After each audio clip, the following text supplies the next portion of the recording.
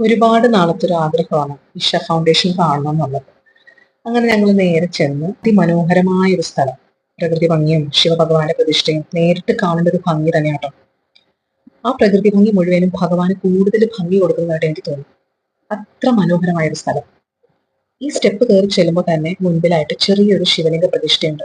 അവിടെ നമുക്ക് ഭഗവാന് പൂക്കളും അതുപോലെ തന്നെ ജലധാരയ്ക്ക് നേരിട്ട് ചെയ്യാനായിട്ട് സാധിക്കും. അവിടെ കുറച്ചു നേരം ഒന്ന് പ്രാർത്ഥിക്കാനും മനസ്സിന് ഭയങ്കര സന്തോഷം തരുന്ന ഒരു കാര്യമായിരുന്നു. ഇവിടുന്ന് നേരെ പോകുന്ന ശ്രീ ഭൈരവി ടെമ്പിളിലാണ് കേട്ടോ. അവിടെ നമുക്ക് ഇതുപോലെ കാളവണ്ടിയിലും പോകാം, നടന്നും പോകാം.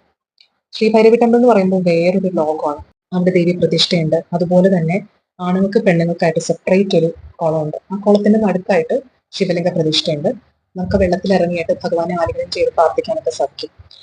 ഭഗവാനെ തൊട്ട് പ്രാർത്ഥിക്കുമ്പോൾ ഭയങ്കര ഒരു പോസിറ്റീവ് എനർജിയാണ് നമുക്ക് അതിൽ നിന്ന് കിട്ടുന്നത്. അവിടുത്തെ പ്രത്യേകത എന്താന്ന് പറഞ്ഞാൽ നമുക്ക് ഒരുപാട് നേരം ഇരുന്ന് മെഡിറ്റേറ്റ് ചെയ്യാം. ഭഗവാനെ നല്ലപോലെ